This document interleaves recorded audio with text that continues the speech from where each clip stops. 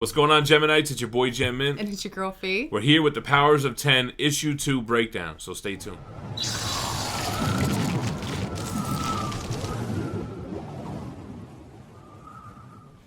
Alright guys, so we are going to be talking spoilers. If you want a non-spoiler review, you could check out the new Comic Book Day reviews that I posted before this.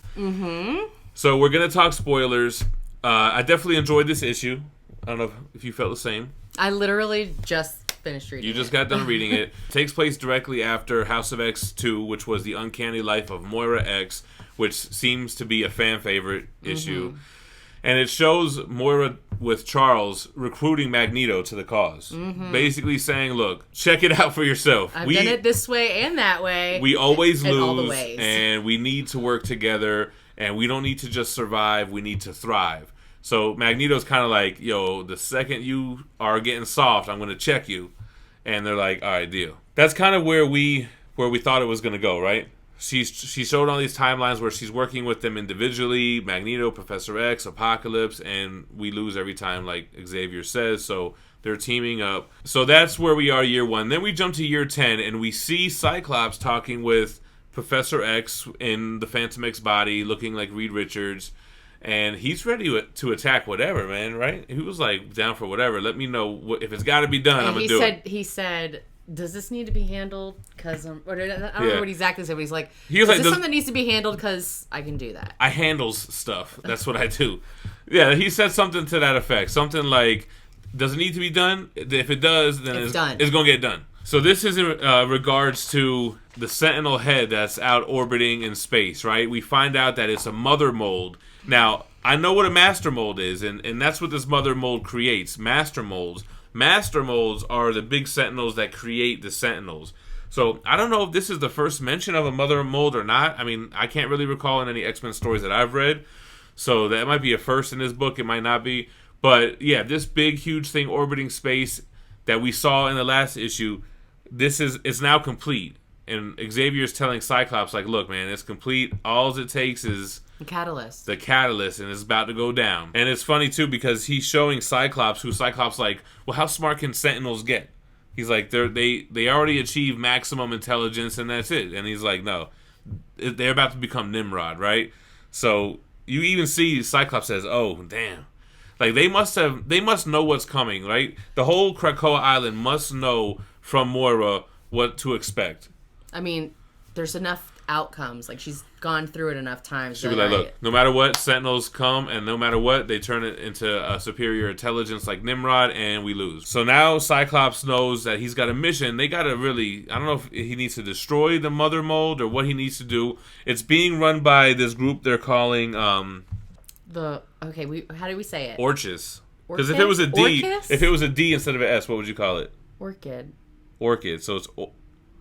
Orcus, which is basically like a bad group made of people from other bad groups, right? Like Hammer, like AIM, but even from S.H.I.E.L.D., Sword. Well, Magneto describes it as it's a collection of human scientists who would normally, ideologically, oppose each other, but they're coming together for the sake of mutantdom. In a bad way, though, right? To destroy mutants. Yeah. So that's pretty interesting. So that's 10 years in the future. So Cyclops... Professor X, we know they're still alive in year 10, but then we jump over to year 100, and Wolverine's there. That makes sense. Wolverine could live that long. Apocalypse is there. He's, pretty much immortal. But Magneto is there. Magneto is in year 100 wearing that green outfit. So I'm going to jump out and say it's a pod person. It's something that Xavier was growing. It's got to be a genetically modified mutant like how Rasputin is, or Cardinal. That's interesting, that green Magneto. Or, I don't know if that's the original Wolverine or not. So the Nimrod scene is pretty interesting, and he totally destroys his 2 henchmen with like a extreme display of power. And he's an awkward character, Nimrod. The way he talks. I like his mannerisms and the way that he is a little bit funny. Like, he's lighthearted with it. He's like, I'm gonna rip your head off. Yeah, because I think that's to show that he's a robot, but he's at a higher level of intelligence than come to your leader or whatever the hell, you know what I mean? He doesn't take kindly to any kind of insubordination. But the dude tried to disrespect him, though. He was like, no, please, keep talking to yourself. Yeah. He's like, well, he was like, he cut his eye out. I'm like, what? That's the look your parents give you when you're acting up in public.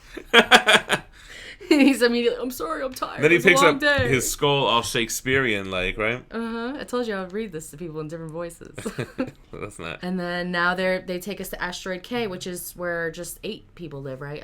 That's where they don't have a large population. You got the guy that's like Groot, but he's like Swamp Thing also. The Moss Man type of guy, whatever his name is. And then you got Zorn. You got Rasputin, Cardinal, Magneto, Wolverine. But when he's talking, it says this body once belonged to a mutant who could communicate with anything. So this person is that's not his original I guess not. And form. I don't know who was he talking about. Was he talking about Darwin? It almost sounded like he was talking about Groot, kind of, but he said mutant. I don't know. So yeah, it looks like Apocalypse is trying to run them, like kind of run that little clique from Asteroid K. It doesn't look like Apocalypse is really working with the whole squad, but Magneto is there. But again, it's 100 years in the future, so we don't really know what's going on. Jonathan Hickman also gives us some interesting text at the end. You know, some of it is to explain the different levels of societal intelligence and like our type of society, species intelligence, exactly. SI.